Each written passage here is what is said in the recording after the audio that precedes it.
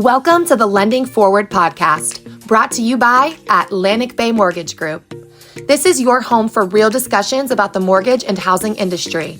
Our hosts are here bringing you firsthand accounts every week from people at the heart of the business. And we're chatting with professionals from all corners of the industry as they help cultivate transparency around the future of the industry we love.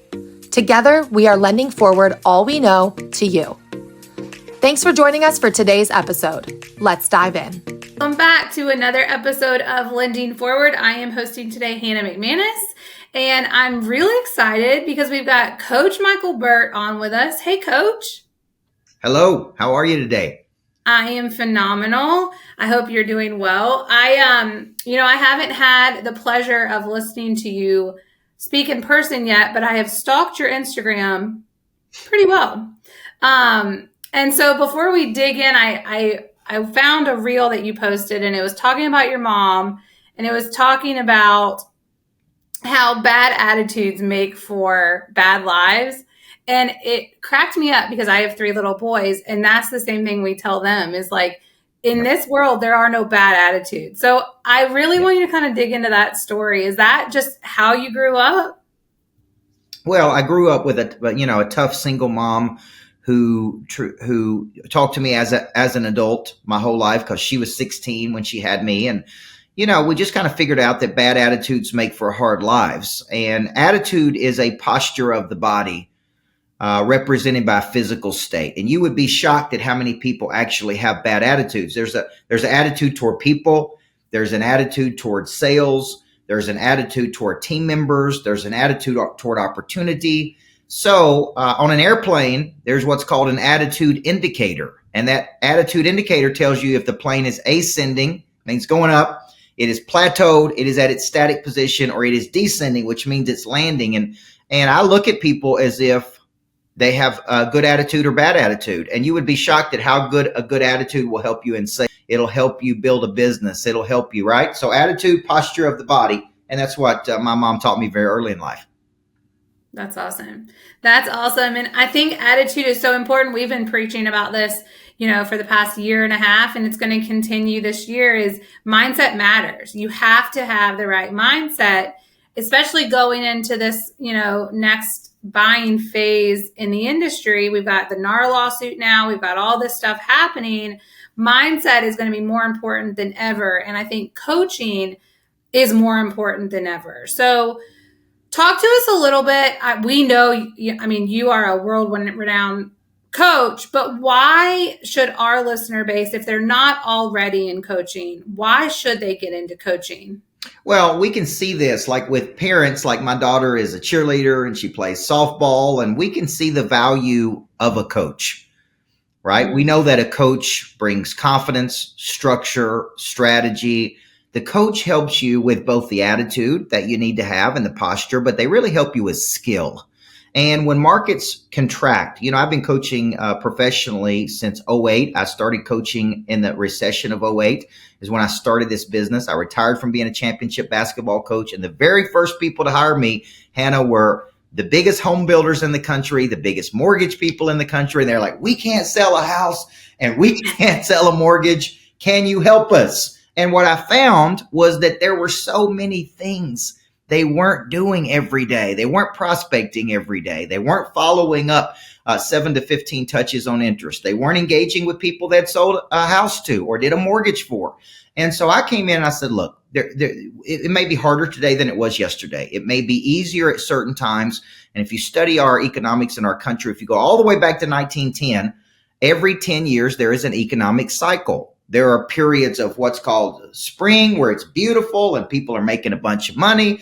And then there's periods where it's hard and cold winters. And see, you can't control that. You can't control the rates. You can't control the lawsuits. You can't control that. But what you can control is your effort every day. And there's certain things that are probability. And this is where a coach comes in.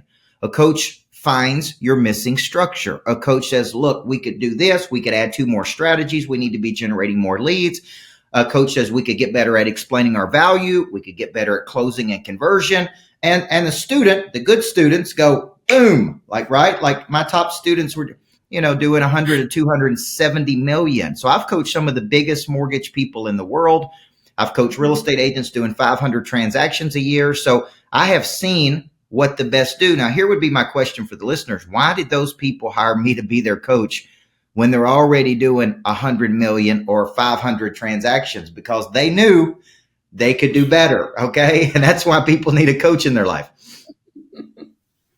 How does coaching start? I mean, okay, I come in with my goals? Do you help me set my goals? What if I am still flying by the seat of my pants every day? I don't have a lot of structure. What does that look like? Well, what a good coach does is they actually bring a structure. They bring a proven structure. So what I do is I look at really 6 areas of the business.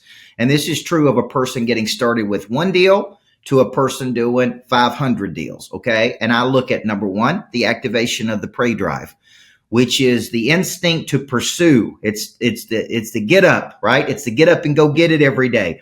And I turned that into a science when I wrote the best-selling book, Flip the Switch, where I talk about what is prey drive, how do you activate it every day, how do you have a persistence with it? If you're a leader, how do you build cultures that have it? Then I move to the explanation of value.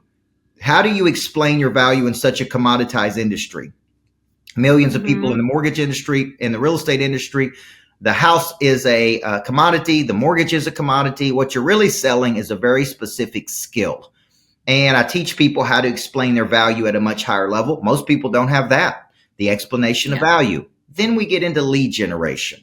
How many leads are you currently generating from the strategies you're utilizing? Many times it's not even close to enough to hit their goals. So we look at adding more strategy. Once we add more leads, we then work on follow-up and conversion. I wrote a book on that called $1 Million Follow-Up.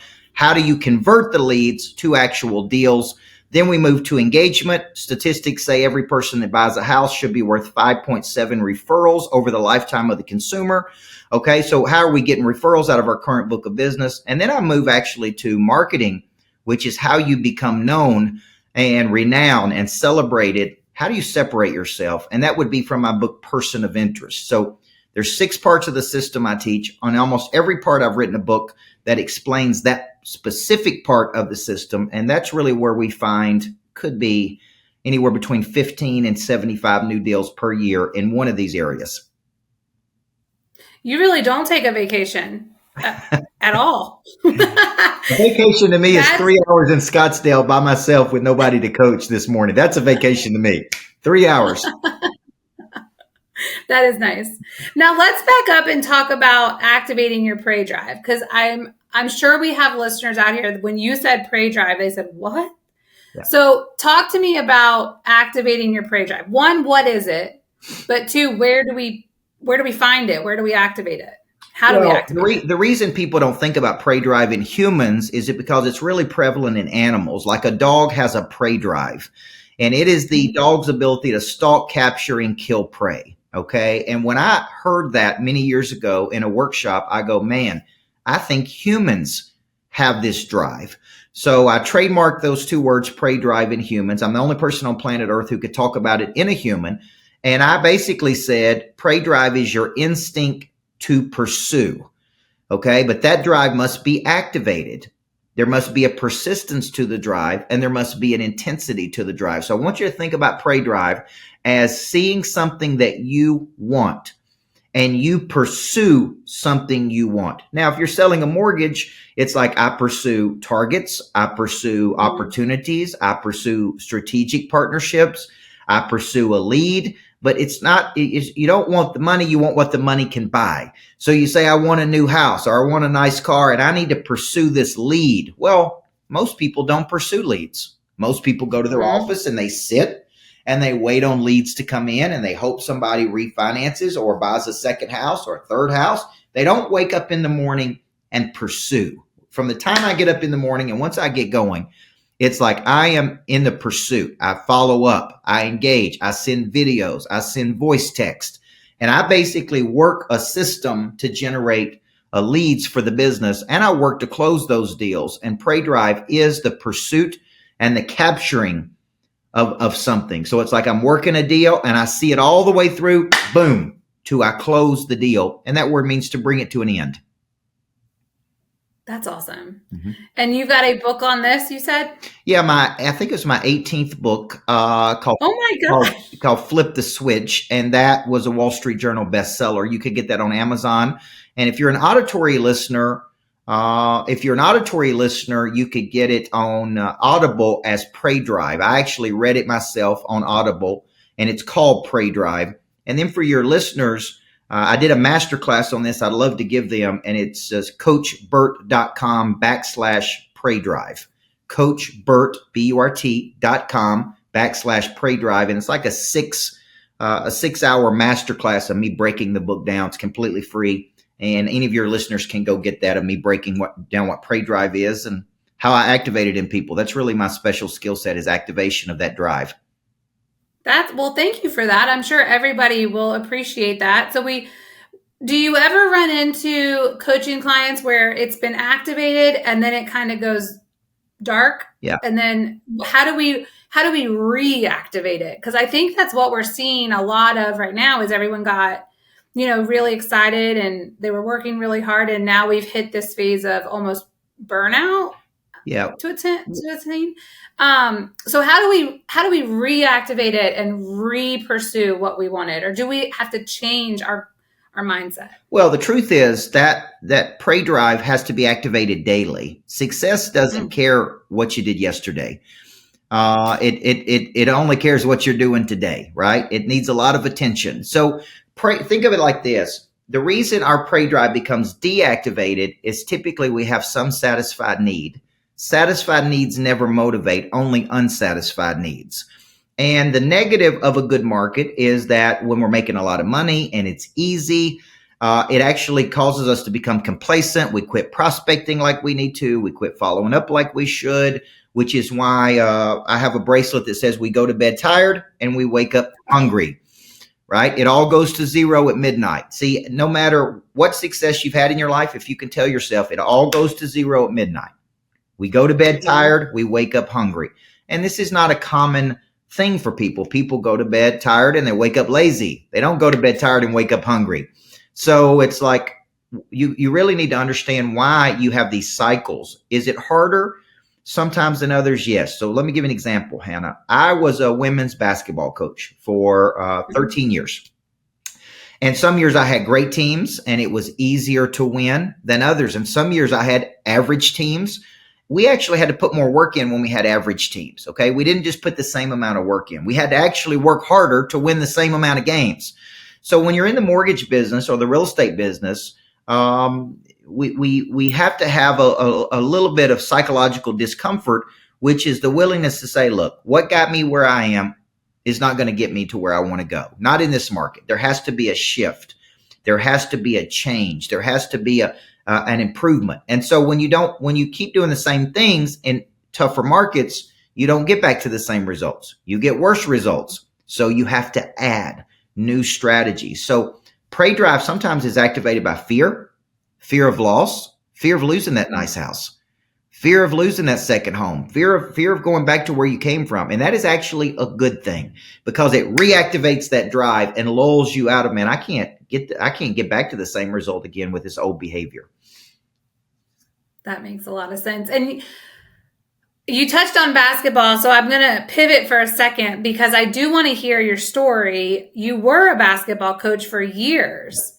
So how did you move from basketball coaching to executive coaching? And I kind of want you to take me through the whole journey. Well, when I was a young basketball coach, I studied a lot of business. And I studied what the best businesses in the world did. I was kind of fascinated. I don't know what fascinated me with this, but at 18 years old, I started studying personal development, business development. And then I went back and got my doctorate when I was 25 and in business and organizational leadership, because I kept thinking, I really want to be an expert at building. I really want to be an expert at leadership. I really want to be an expert. So I continued my education. So I went, after my master's, I continued on for 4 more years toward a doctorate in organizational leadership and management. And I was fascinated by how great companies ran. And I would go over to the business world and study businesses. And then I would bring it back to my basketball teams. And I would kind of run the team like a business. And people were always saying, what are you doing? Like, how do you win all these games? And And I go, man, I don't have time to explain it. So I started writing books. And it was really just like, here's how I'm doing it. Read my book. Like, I'm coaching. I don't have time to break this down for you. And it's crazy because when I started writing the books, companies, mortgage companies, real estate companies said, will you come speak to my people? And I'm like, sure. If I can find some time, I'll come do it. Then they started going, will you coach our team? Will you coach my people? And I go, I can't. I'm a high school basketball coach. Like, I don't have time to do this. I got to coach my team. Yeah. And then we won. Then we kind of built a championship culture, and the school went on to win 7 of 9 state championships after I retired. So at 31 years old, I had written 4 books by that time. I was getting signed typically to 6-figure contracts with companies to come in and help them make a lot of money. So I would come in and take their people, produce a lot more. And that's that. So I started seeing a bigger opportunity, and now we're almost 20 books into this, and now I've been doing this for the last 15 or 16 years, and it's been a lot of fun. It's very much like coaching, except I'm coaching a lot of teams, not just one team. Yeah.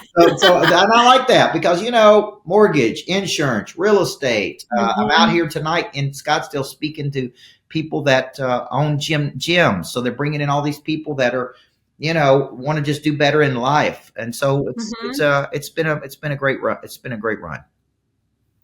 So give me, or not me, but give the listeners some practical or some tactical tips, especially for the ones that are leading teams out there right now. How can they level up their team and help their team members, really activate their prey drive? Well, the first thing they need to understand is there's really 4 things to building cultures. And I actually have a program for leaders and teams called Competitive Intelligence. What I'm trying to do is take the leader and turn them into a coach that thinks like building a great team. Okay. And there's 4 things that I focus on. Number 1, identity. How do we see ourselves? Okay. Or do we see ourselves as the best in the world? So I actually show the teams the habits of the top 1% of performers in the world. And I go, these are attributes of the best performers. Okay. We want to instill this into our team, into our culture. So we start with identity. Most people have identity problems, meaning we don't see ourselves as the best. The way they talk, self-talk is very important. So that's where I start. Then we move to standards. What if I told you most people have very low standards? They don't prospect 2 hours a day. They don't follow up 7 to 15 touches. They don't engage after the sale. So what I try to instill is with my team, they have to have certain standards to play on my team, right? They have to hit certain metrics every day. They have to hit their targets. They get coaching every day. They have to train every day in my online academy. It's a very high intensity standards, okay? Then we move to language. There's a language of winning, and there's a language of whining. Okay. And I have a language of result. I tell my wife that my love language is revenue. Okay. So it's like, I don't tolerate laziness. I don't tolerate complacency. We have a certain language we use: selling system, prey drive, follow up, conversion. There's a language of winners. And then I finish with accountability. Where there is no accountability, there is no change of behavior. And that is true for kids, and it is true for adults. If adults can just do whatever they want to, then they will never change their behavior. Okay. So with me, when you don't hit your goals, there's probationary periods. You actually could lose your job. You could lose your sales role. You could lose your leads. And so with me, there is a strong accountability that I do hold people accountable to what they're supposed to be doing. And this is part of building a winning culture. Now, when I get into cultures, I typically see one of those 4 things, and they're like, we don't have a strong identity. We don't have high standards. We don't really have a language or a sales system, and we don't have a good accountability. And that's why we have average performance. That's good. Yep. That's good. Well, I know we are coming up on time, and I want to be respectful of your time and your 3 hours alone. Yep. Thank you. But we do ask all of our guests, going into the rest of the year, how do you plan on lending it forward? Well, I think, I look at what is my B goal. Okay. And I wrote a book on this called From A to B. A is your current position. B is your desired outcome. And I spend a lot of time, if you travel with me, how much time I spend in my notebooks thinking about where we're trying to get to. and how we're going to go. So I'm working on my organizational chart. There's my org chart I was working on last night, trying to figure out how do I get every person on my team to a much higher level. Okay. Mm-hmm. So I spend a lot of time thinking about what is the B goal. And B goal for me is to continue to get the teams I coach to a higher level. I just built a greatness factory in downtown Nashville, which is a $7 million complex where people can learn, grow, connect. It's got a 109-person theater. I plan on expanding that concept around the country. So it's like, man, I'm out there every day trying to add as much value to people's lives, trying to get my coaching students to their goals. And when they win, I win. It's just the way coaching works. You can't do it without the players, and the players can't do it without the coach. I love that, Coach Burt. Well, thank you so much for joining us. I hope whenever I'm in Nashville, I can stop by the Greatness Factory. I looked it up. It looks awesome. Yeah, it is awesome. It's not the complacency factory. It's the greatness factory. No, the Greatness Factory. I love it. Well, thank you so much. We will hopefully have you on again later this year. All right. Thank you. Thanks again for tuning into today's episode of the Lending Forward podcast. Be sure to subscribe to our channel, follow us on Instagram at Lending Forward, on YouTube, and LinkedIn. Tune in next week for another new episode and go lend something forward today. Atlantic Bay Mortgage Group, LLC, NMLS number 72043, NMLSconsumeraccess.org is an equal opportunity lender and employer, located at 600 Lynn Haven Parkway, Suite 100, Virginia Beach, Virginia, 23452.